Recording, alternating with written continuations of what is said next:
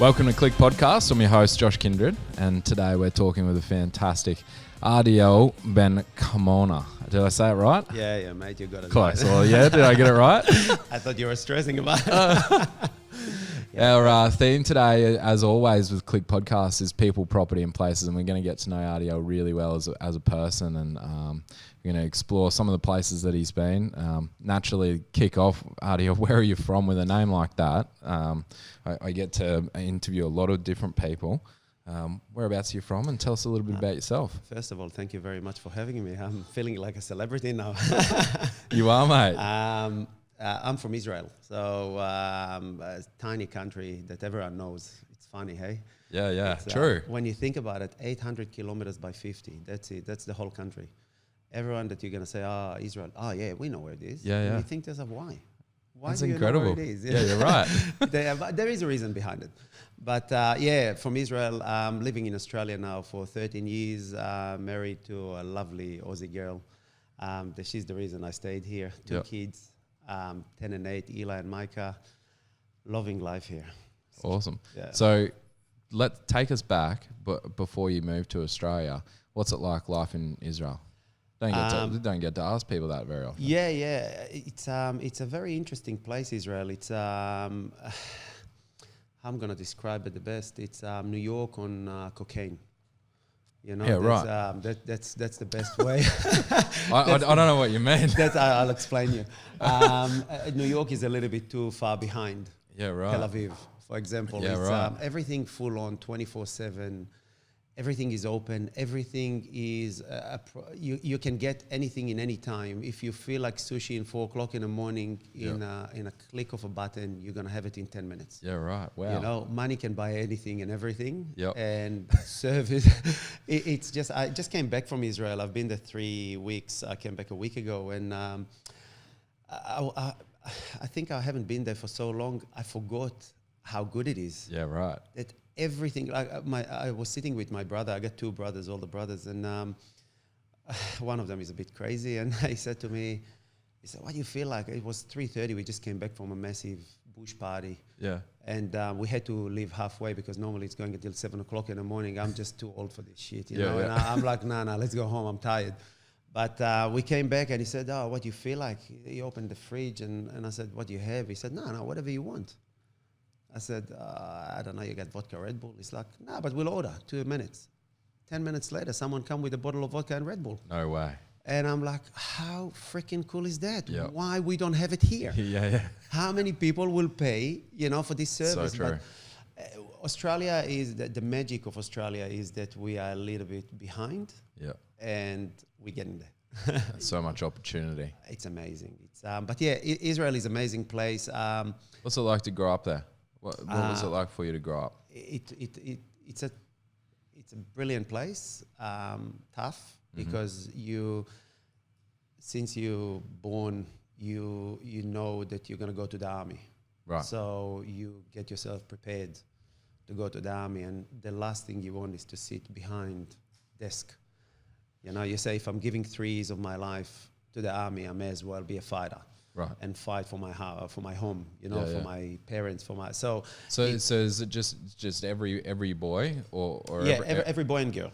Every boy and girl. Yeah, so 3 straight years into army. Exactly, 3 years for boy, 2 years for a girl, and it's 100% of the people going. It's mandatory. Yeah, you have to do it. Wow. So, but it's good. It's good in the same time because, I see here, my wife Beth is high school teacher, and here you finish high school when you're 17, and then what? Yeah. There's and an so empty much space. of that. There's an empty space. Well, you're not really an adult yet. You don't know how to make decisions. I mean, some would say that even when you're 30, you're not an adult yet. Yeah, well, let's not talk about that. But think about it this way. So when you finish high school when you're 18, and you're going to go to the army, so you start to prepare yourself to it. So when you're 14, you start to train. Yep. And you fit because you want to get selected, and right. Your mindset is completely different. So you finish high school and straight, you got a month off and bang. Straight in. You in this amazing box that you've been told what to do. how to do it, when to do it, and you have to obey. Wow. The what does it do? I suppose to the young guys and girls, do they end up staying on, or does it change who they are as people? Is it really hard, or? It's definitely changing you, by far, because we always say in Israel, you're going as a kid, and you come out as a man. Right. You know, it's basically taking you, but I'll take it to the other way. Like, I see kids here finishing, beautiful, amazing kids. They work for me, a lot of them. So I know the personalities and how amazing they are. Yeah. They start when they're 14. Probably they finish when they're 20. With me, I want them to go forward in life. But the transition that they have after high school is the toughest. They have nothing to do. Yeah, there's just so much uncertainty. Exactly. And then they're going to uni. But think about your brain when you're 17. And in Israel, you go to uni when you're 22. There's a reason why Israel is the most innovative place in the world. There's a reason for it, because you start to learn when you already, your brain is developed. Yep. And you're not distracted. Not distracted. And you have experience behind you, and you look at life in a different angle. Yeah, now that's incredible. You start a race of success. Now Israel is a tiny place with almost 8.5 million people that everyone want to be successful. So if you open, and that's something I don't like there, if you're going to open a real estate and you're successful, in less than 3 months next door to you, there's going to be another 3. Yeah, right. It's just the competitions. It's a small compacted space. There's a lot of work, there's a lot of business, but it's very, so you always have to be on your toes and have to be the best and the best and the best, and you can't just sit and relax and say, I'll be right. So do you get to choose what you do? You go off for mandatory service. Do you get to choose what you do, and what did that journey look like for you? So army, it's not high school. You choose nothing. Right. They choose everything for you. So, for example, I'll give you a little bit of my journey. I did electronics and computers in high school, unfortunately. Yep. And because of that, they sent me to the Air Force, and all I wanted was to be Special Forces. So I came and I said, nah, not happening. I'm not going to the Air Force. It's not me. I don't like it. Yeah. And they said, no one asked you. You go. Yep. So anyway, went into a little bit of fight and this and that. End up a little bit in military jail, and then they actually sent me to Special Forces because they saw how keen I am. Right. But the idea behind had it, to fight. You just, but they appreciated it in some way. You know what I mean? They sort of didn't like the fact that I was rebellion against it. But they said, "Oh, just a second, he want to fight? Okay, let him fight." Yep. So yeah, it's they making all the decisions for you. But it's would I want my kids to go to the army? I'm not 100% sure. Yeah, of course. But would I want them to have the experience of life that the army gave? Yes, for sure. It's a hard one. When you become to be a parent, you become to be a sook. I said this the other day. I think I've said this to someone else on the podcast. Like, I was doing a paper run in grade 2. My daughter's in grade 2 next year. I wouldn't even let her ride down the street on her own. I know. We're pussies. It's become to be like that a bit. Yeah.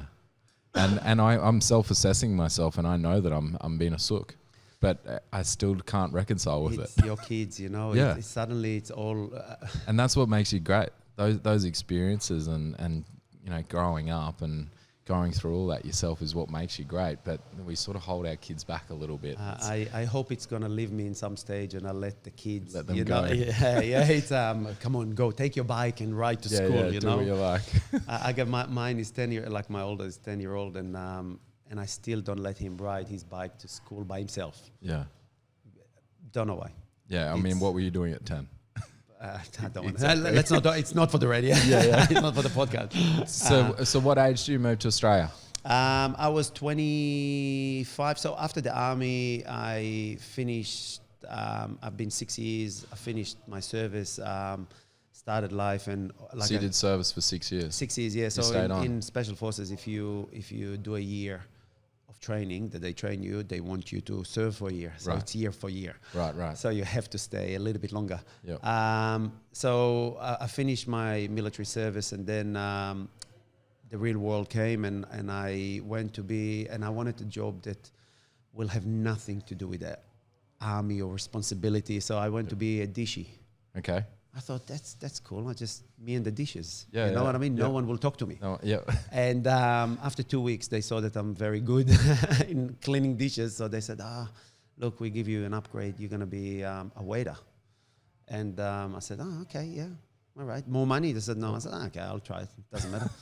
And I found a way. It's all working in Israel in tips. You know, if you're good, you get tips. So me with my little bit of business minded, I went to the bartender and I said to him, mate, look, here's $50. When I come to the bar, I'm first.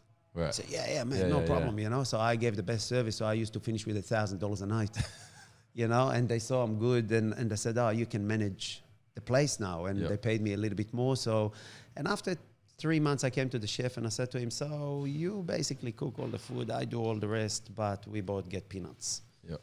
Let's open a catering. Right. So that was my first, my first business was a pizza in festivals when I was 14. Wow. But but we opened a catering, and the first thing I've done after a year, I bought a house. And that was in Israel? In Israel, yeah. I Right. still have it. I can't sell it. I really? attached to it, you know what I mean? It's I bought a house because I always knew property is something that always will stay with you. Yeah. So I made money, I bought a house, and because I worked so hard, so intense, I wanted to go and travel. And that's how I stumbled across to Australia. I bought a big map of the world and sort of said, okay, where I want to go. And Australia looked like a cool place. And I knew a few guys from Sydney, from the Australian Special Forces. So I said, and they told me stories about Australia. So left the house there, came to Australia, and never looked back, mate. It's what's your first week in Australia look like? I landed in Sydney. It was just before, it was 2006, just before Christmas. And, you know, I remember we don't have huge shopping centers like here. I went to Bondi, first place. If you're Israeli, you go to Bondi. Right. You know, there's heaps of Israelis and Jewish people there, and you think to yourself, safe. Yep. Let's go where I can see people I know, or maybe stumble across. So I went to Bondi, and I'm like, that's heaven. That's, you know, you just look at this beach and you're like, wow. Yeah. That's amazing. So first week, I think I was, I think I was 16 hours on the beach. Didn't realize what's the sun in Australia is. Yep. Paid for it for the next month after it. So Bondi was great, and then started to travel, you know, and all the names, Byron Bay and this, and just bought a car and started to travel with 4-wheel drive, and it was amazing. The people in Australia were so welcoming that it was fun. Do you think that Aussies are more welcoming than other places you've been? 100% yes. What is that? Why is that? I think Aussies, and I'm Australian now, so I can say us, we. I think we like the different. And when someone come, like my English was good but broken, people helping you. So when you're stuck without a word, they will say it for you. They won't look at you like, oh, you dumbass. What, you don't know how to say it. They really want to, it's a nation, we are a nation here that welcoming people. Look, Australia is built by different cultures. Yeah. And we do have such a rich multicultural society, and so often I think I don't know, it's easy to look at the negatives, but I love hearing that from someone that's truly immigrated to Australia, that, you know, I can tell hearing you say that it's a beautiful thing, that welcoming nature of this country. 100%. I really believe that whoever travel, any Aussie that travel the world, will understand how lucky we are over here. There's negatives everywhere, but when you weigh the negatives with the positives, you can't even compare to any other country in the world. And is that what made you choose it as home? Yes, I have the option to go back home. I have the option to live in America. I could have lived wherever I want. You want. Exactly. It was all open for me, but I traveled the world fair bit, and by far Australia is the best place in the world. There's not even a doubt in my heart or my mind that that's the place. That's where I want to raise my kids. You know, and that's when you become to be a parent, like I said, we become to be sooks. We want the best. Yeah, for the kids. Best for the kids. So if I thought there is a better country than Australia, I would immigrate from here. But I just find that it's, there's a lot of people in a need in Australia. There's no doubt about it. There's people that making it. There's people that not, unfortunately.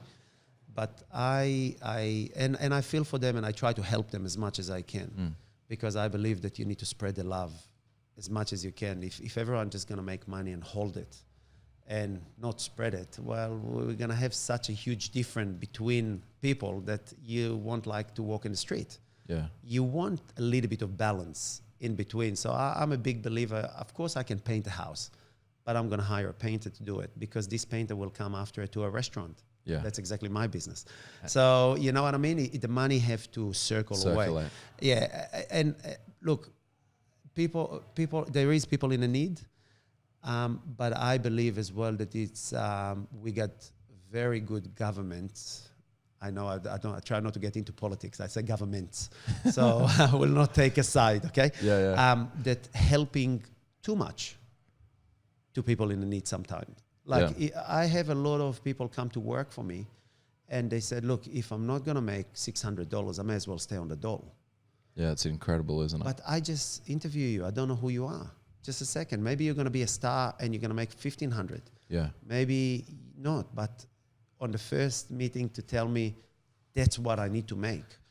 How many staff do you have now? We currently around 28 staff, and I always tell, I used your office to interview a lot of them, and thank you. Before we open Pilpel here, it was... Tell us about Pilpel. I mean, it's this incredible restaurant that is kind of a little bit out of place where it is, but that's what makes it such a great attraction. Tell us about it. Pilpel born here in Australia from a need that because when I came here, I never ever went on a dole, or it wasn't even an option.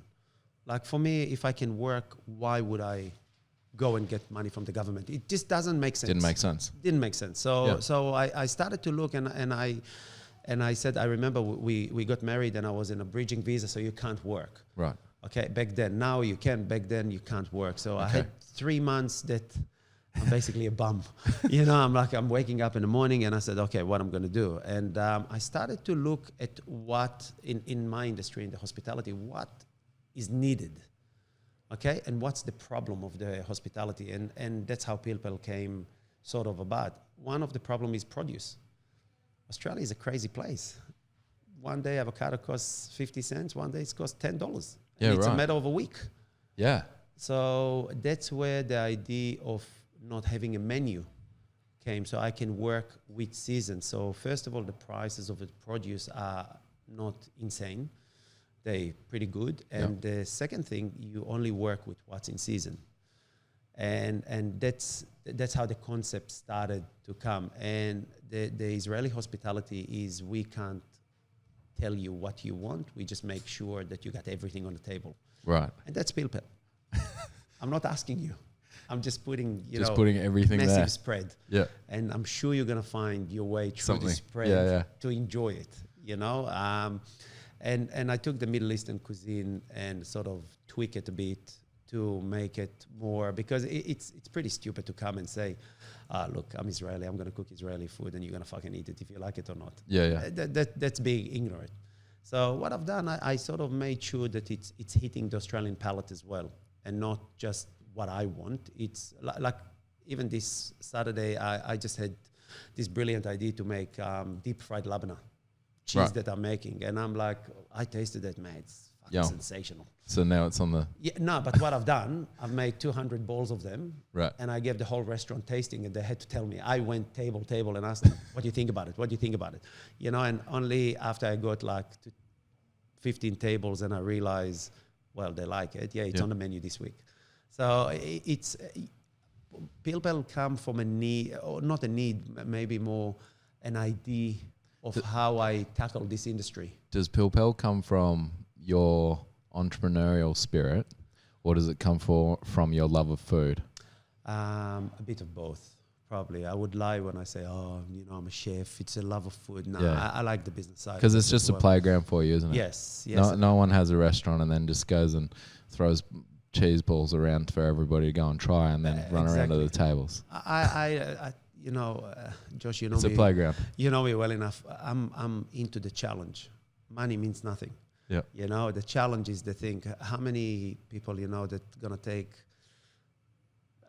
supermarket that been abandoned for 6 years, gutted the whole place, 1,400 square meters. Yep. Come, no vision, nothing, sit there for 2 weeks, with a 3D thing and organize and boom, open a restaurant that it's not on the waterfront, it's in the side. Yeah. And it was empty for so long, but somehow make it work. For me, I'm not trying to blow my trumpet. I like the challenge. Yeah. Is it hard? Yes, of course it's hard. I think with that entrepreneurial spirit, you can always feel like you can make money. That's the goal. Yeah. In the end of the day, as a byproduct, if you love what you're doing, I never stress about money. You know what I mean? Money comes and goes. I think when you start to chase it, it's running further from you, and you need to chase it harder. So when I grew up, my grandma used to tell me all the time. She said to me, "As much as you're gonna give, you're gonna get more." So I believe in give every day. It's a rule for me. It's try to do a good deed. Yep. Like yesterday, I came to the restaurant at 7:30 and opened. There was no one there. There was two lovely ladies sitting on a bench just across over there, and they have Jehovah Witnesses, or I'm not sure what they were, but I thought to myself, you know what, they would appreciate a cup of coffee now. So the cost is not really like, I probably give around 50 to 100 coffees a day, to people. It's not about the cost, it's about you made the day, and then they came back with a booking for 20 people. Yeah. I didn't do it for that, but that's the outcome of, you're doing something good will come, it's, look, Pilpel is an amazing place that I always try to tell people, it's not my baby. I got 2 babies at home. It's a business. Right. It's a business. I'll do it the best I can. I love what I do. I work 16-hour days, but I absolutely love it. How do you lead that younger generation that you talk about, given that the generation that would be the majority of your staff have grown up in a completely different world to how you grew up? Yeah, it's a bit challenging because at the beginning I thought, well, that's what I've done. Why you can't do it? When I was 14, right? So I stopped it. Okay, I called my dad one day and complained about one of my chefs that I absolutely love, but just pissed me off. That he's was a bit lazy, and my dad said to me, "Just shut up, you dickhead." I said, What do you want to say? He said, well, if he was as good as you, he wouldn't work for you. Right. Stop comparing people to you. Yep. You is you, and them is them. So that's my agenda for my staff. Everyone individually is different. So I take these kids when they're 14 normally, and from the beginning I try to teach them everything, but you have to have a lot of patience. I'm very hard, but I'm fair. Yep. In the same time. Now, probably 70% not surviving. They keep going. That's okay. But they learn through that failure, don't they? That's what I hope. Yeah. That's what I hope. I hope that they're taking something with them after it, because I spend a lot of one-on-one time with them as well to try to educate them, not because I try to be the parent. I think that if they're going to be good, my business is going to be good, and if we'll build a good society, well, my kids will benefit from it as well. Yeah. Your kids and everyone's kids, So, I don't like McDonald's, for example, because they treat them as robots. Don't think. Right. If you think, you're wrong. There's a procedure, follow the procedure, and just do what you've been told. Well, I think it's wrong. I think people need to use judgment. They make a mistake. You fix the mistake, and you keep going forward. Yeah. But if they're not making mistake because they're following procedure, well, they're never going to learn how to be better. Does it make sense what I'm saying? Yeah, absolutely. And I think there's a lot of lessons in that, not just for how we deal with our staff, because I think this is a common discussion for a lot of leaders of any business that is employing that younger generation. It's just such a different time. Yeah. But it's a good way to look at it even for our own kids. 100%. Like my kids coming, they said, "Oh, can we work in a bar?" No, you can go and do dishes. They're like, "Oh, why?" I said, "Because that's where you start. Yep. And then you grow up to a different positions, but you need to do anything." I'll give you an example. It's a bit of disgusting one, actually. 4 weeks ago, just before I left to Israel, we had, it's a new restaurant, mate. We put new grease trap. The amount I know about it is almost none. Yep. There's a company supposed to come and service it. They were busy. They didn't show up. Anyway, big explosion of the grease trap everywhere. It stinks. You can't get rid of it. It's ridiculously stinks. It's all the fat and gross. And I had a new guy started to work. He's going to be apprentice. And I could have told him, go and clean it. But what I've done, I actually went, and I'm the first one to put my hand in, and he couldn't believe it. He said to me, "What are you doing? You're the boss." I said, "Yeah, so if I can do it, you can do it." Yep. And there was no problem. He cleaned it, I actually gave him $50 to buy new shoes because you couldn't get rid of the smell. I said to him, "Mate, chuck these shoes. You can't wear them anymore." But the idea behind it is, if you're not going to put your hand in the toilet, don't send someone to do it. Yeah, you got to know when to get in the trenches. You have to show them the initiative of doing it, right? And then they will do anything for you. So my staff, like ninjas, they will do anything and everything. Yep. They'll work by themselves. They'll do anything you want them to do, but they know that I will never ever disrespect them and say to them, "Oh yeah, I'm not doing it. You will." I'm not. Yeah. Yeah. So it's just a bit different approach. You're entrepreneurial in spirit. When you're 25 in Israel, you decide to buy a property. Yeah, that's the best decision I ever made. You still have that property? Yes, still have it. I bought it for its shekels. That's the currency. It's not dollar. So I bought it for 629,000 shekels. Okay. And I remember that I had cash in a safe because back then the cards weren't that. So people come to do wedding, and they come with a bag of money. Right. And you're like... Mom and dad have given them a bag of money. Yeah, exactly. They then pass it over. Exactly. They pass it over, and it's all good. And I'm like, I said, wow, well, what am I doing? Like, I just started what I'm doing with all this money. So started to buy jet ski and all the stuff that I never had because I grew up very poor. As a 20-year-old, that's what you do? Yeah. So I bought jet ski, bought this. That's it. No more toys. I got everything I need. And I said, well, it's time to move on in life. I need to buy property. Yep. So I took 149,000 shekels, took a mortgage, bought this property, beautiful, in sort of a little bit of a remote area. It's on the top of a mountain overlooking the Mediterranean. It's around 15 kilometers from the water. Okay. But it's 800 meters above water. Okay, right. So the view is just magnificent. Amazing. Yeah, absolutely beautiful. And I negotiated the price, you know what I mean? In Israel, real estate's good. It's getting better and better, but a lot of private sale. Right. Okay, because... is that because of the closeness of community or family, or is it that's just how it is? People look for good deal. Right. So they think that... Real estate agents will rip them off. No. They think the real estate... And that's what's changing now when I saw. They thought, well, I can negotiate better than a real estate agent. Right. Why would I trust someone? Now it's changing. They understand that you can't do everything by yourself. There is a reason why there is real estate agents. Yep. But yeah, so I went and negotiated the price down and bought it. And the last offer I got from it was 4 weeks ago, 2.5 million.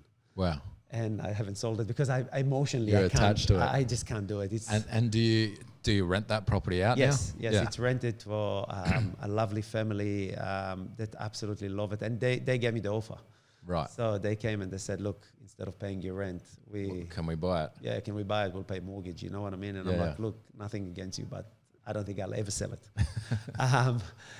So that was the best decision I made, not because I really made money on it. I think this is the first time that I realized financially how important it is to have property, because you start, when you go to a bank and you ask for loan after it and you got a property, suddenly you're a VIP. Yeah. Oh, you got security. Yep. Oh, okay, yeah, let's talk, and that's what brought me in business, I think, up high. It's the fact that I could have, maneuvered my way through banks. Because in the end of the day, when you do business, you can't do it all with your money. Yeah, of course. It's a bank money. Yeah, you've got to know how to leverage and when to leverage. And you need property for it. So if you on a market to buy property, it doesn't matter where, by the way, in the world, if it's Australia, Is that the same America. In Israel? Because in Australia, if you walk in and you want a business loan, what they want to know is, do you have a home? Yeah, yes. Which is such an interesting place and it sets up our Australian economy so reliant on property, because 50% of our GDP is small business. Yeah. And so the small business is all leveraged against property. Yeah. Yeah. You have is that the same security. in Israel? Israel, the economy work a little bit different. So, I never heard about negative gearing until I came here. Right. Okay, that's the first time I ever heard of it, because everything is negative back there. Okay. So you work on a minus, you work on overdraft. So when I turned 18, the bank manager called me and said he knew me. I was a basketball player. So, he said, "Hey, Adiel, how are you? Happy birthday, mate." I'm like, bank manager called me to say happy birthday. So what's happened? Yep. He said, "I just wanted to give you a present for your 18th birthday." I said, cool, mate. What is it? I'll give you an overdraft of 20,000. Right.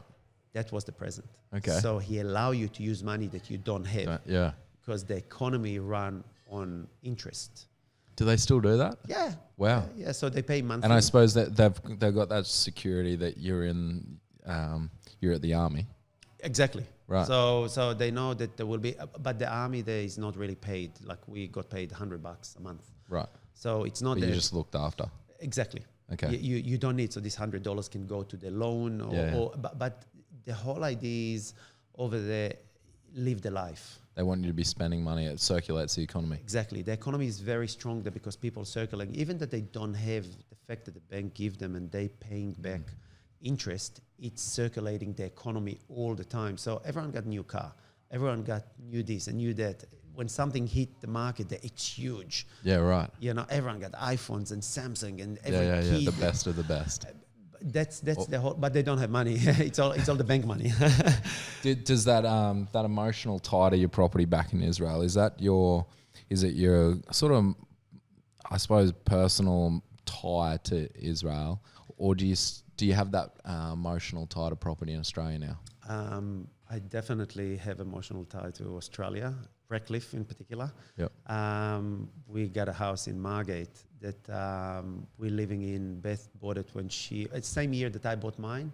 Right. Beth, when she was single, bought hers over here. Okay. And we just purchased a new property in Newport that I can't wait. It's a display home, so it's funny you're purchasing it, but you can't get in. Can't get in.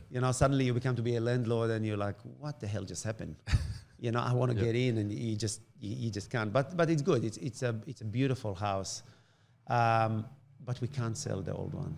It's her first home. I think you'll hang on to it. I think so. Yeah, we planning to do Airbnb because we don't even want to put someone tenant in there. Yeah, we want to have the option to go in and clean it and just renovate. Check on it. Yeah, and it's her little baby that she got first. So and we're lucky enough that we can do it. But yeah, definitely. Look, I feel that the peninsula is the place to be. If not, like I said, I have the option to live wherever I want. When I walked into your office, you got this beautiful panoramic view of Redcliffe, right? I just love this photo. And I looked at it and I just told Stacey, have a look at it. We got everything here. Yeah. Everything you want. You want to dance, you can go and dance. You want to eat, you can go and eat. You want the water. I said, in different places, they have only some of it. And you have to drive here in like a matter of 10 minutes. We got a lot. So we are very lucky. Incredible place. It is an incredible place. And if people really into invest or get into property, I honestly think the peninsula is the place, like Moreton Bay region, but especially the peninsula. Yeah. This is the place to do it. Will you make millions on it straight away? Look, you'll be a dumbass if you think like that. I mean, where are you going to do that? Anywhere in the world? People think that if they're going to get, and that's something that I think people need to chill a little bit. In Australia, we're planning ahead way too much. Yeah. Just live the fucking day. You know Yeah, what I yeah. mean? Just take it easy. Yeah. Live the day. If I wake up tomorrow and I run over by a truck, I know I've done everything I want. Yeah. You know, it's not in 5 years I'll do this. In 10 years I'll just chill. Let's think about the month. I love that. I talk to our guys sometimes and they say, "Yeah, I've got this 5-year plan." I go, "Great, tell me about that." Like, I think I plan more than anyone I know, right? Like, anybody that's got a 5-year plan, like, seriously, come on, give me the detail and show me some evidence that you're going to nail that. Let's live for today. Like, definitely plan out 6, 12 months. plan. And have goals, have targets, but 5-year plan, I mean... who knows what's going to happen? Changes. Economy changes, everything. Like, business point of view, like I took a place in... I signed, haven't signed the lease because they haven't started to build it in Laguna in North Lakes. Right. And yesterday I had to send them an email saying, look, we're going to redraw from it because it's been 2 years now. Yeah. And they haven't even started to dig, you know. It will happen eventually, but I can't wait another 2 or 3 years. It's been 2 years already. You know, the economy changed. Now the rent that I agreed 2 years ago is not doable for me anymore. So I sent them a nice email saying, look, guys, I do apologize. But it's just, and this is why, yes, it was a plan, but it just, things change. Yeah, things change along the way, and you have to adapt. Yeah. I believe with life. So I try to tell people, look, you look at property, and I'm a big believer in property. What you need to do is don't think I'm going to make $1 million on it. Think, first of all, can you afford it? Yep. It's going to go up, probably. Will the rent create a negative gearing or positive gearing? Yep. Can you afford on it with tax? Yep. You know, because tax planning if you want to plan something, plan your tax. Yeah. Because you don't want to pay as less tax you pay, as better is for you. So and it's not a bad word. Like, I don't want to pay tax. No, I mean, it doesn't matter if you don't pay tax. You're just putting money back into the economy somewhere anyway. Exactly. So like the idea of Pilpel, for example, came. I sold Pilpel by the Sea before, and we basically used the tax money to open some of it. Open a new restaurant because the tax department is amazing here. Yeah. He said, basically, they told me, look, if you think you're going to open another business, we allow you to use this tax money. It's by law. You can use this tax money to open it up because you stimulate the economy. Yep. Brilliant. What other place in the world will give you that, you know?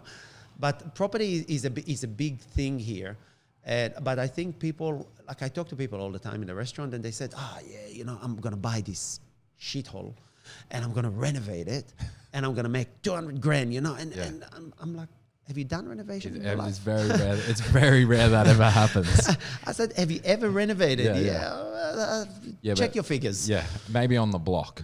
On the block, and on the block, it's in 20 minutes. It's renovated. Hey, I don't know. I did a bathroom not long ago. 6 weeks, and it was all done.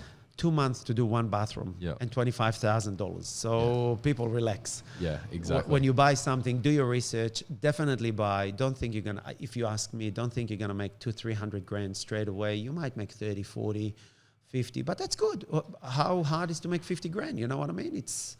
You own a restaurant. You're a great chef. You're a fantastic leader. You come from I mean, you immigrate. You're not born here. Adiel, what is it that you think that, I suppose your outlook on property is incredible, given that your background isn't in property. But what is it that makes you so positive? What is it that makes you have this optimistic outlook? Because I'm tipping we spend 30 minutes talking here, but I'm tipping it hasn't always been roses and great. Nah, my upbringing when I was young was very poor. So we had nothing. Yeah. So it was very hard. Like, I was homeless when I was 16. Yeah. So from a choice, because I decided that I'm a superman now, and what I'm gonna do, I'm gonna leave my parents because they didn't have enough money to raise me anymore, and I knew it, but they sort of hide it as much as they could. Yeah. And I said, well, I'm gonna start my life now, and left home when I was 16 with a bag. I was a professional basketballer, I didn't make money back then. I started to make money when I was 18. And I thought, I've been in the paper all the time and I can do it. Yeah. And I found myself slipping in everywhere I can for almost a year. So, when you hit the rock bottom, you can only go up. Yep. It's make you positive. I always say the worst happened to you. If you're going to look at it and break it down, there's a lot worse can happen. Yeah.